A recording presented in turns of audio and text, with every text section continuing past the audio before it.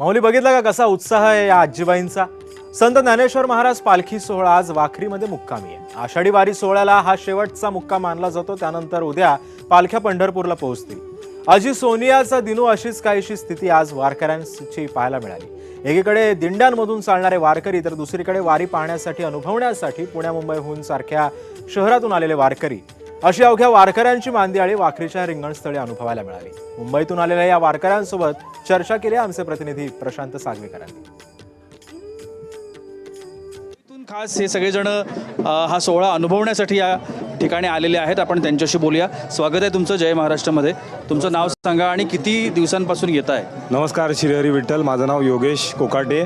माझी दुसरी वेळ आहे वारीला येण्याची आणि वारीला येण्याचं म्हणजे शहरी माणसांना कौतुक असं असतं की इथे येऊन जो साधेपणा वारकऱ्यांचा आहे तो फार भावतो आणि विठ्ठलाच्या ओढीने जे सगळे वारकरी गावोगावून दिंडीमधून येतात त्यांच्या तोंडावरचे भाव जे असतात, जे आनंदी भाव असतात, ते खूप मनाला भावतात। माझा पण हा दुसराच अनुभव आहे। मला वारीत आल्यावरती खरं माणसाचं स्वरूप कळतं की किती साधेपणामध्ये पण किती त्याग आहे खरं म्हणजे त्यांना, कारण विठ्ठलाच्या ओढीची त्यांना आस आहे आणि ह्याच्यामध्ये सर आयुष्याचं खरं म्हणजे गमक आहे।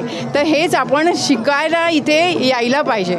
छान वाटलं। सगळ्यात कौतुक करायचं तर पोलिसांचं, एवढ्या जमावाला ते सांभाळून घेतात आणि तटस्थ उभं राहून सगळीकडे लक्ष त्यांचं असतं। त्याच्यामुळे वारीतल्या वारकऱ्यांचं तर आहेच कौतुक, पण तसंच पोलिसांचंही अतिशय कौतुक। माझी ही पहिलीच वारी आहे, पण मला इथे येऊन अनुभव झाला की आपण जे मुंबईत जीवन जगतो आणि इकडची माणसं जे साधंसुद्धा जीवन जगतात ते आपण जगायला शिकलं पाहिजे। काही सुखसोयी नसताना ते जे विठ्ठलाला भेटण्यासाठी जो आनंद मिळवण्यासाठी जे पायी चालतात तसा तो आपण पण सगळं आत्मसात केलं पाहिजे।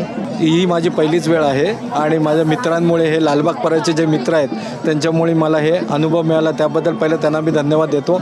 आणि हा जो माहोल आहे म्हणजे हा जो हे आहे की असा होतो की आपल्या अंगावर शहारे उठतात आणि त्या आनंदात हे जे वारकरी येतात आणि नाचतात, कृष्णाचं आणि विठ्ठलाचं भजन करत जे नाचतात ते अनुभवणं खरंच आहे ना लाईफटाईम अचिव्हमेंट आहे। आणि तो मला खरंच झाला।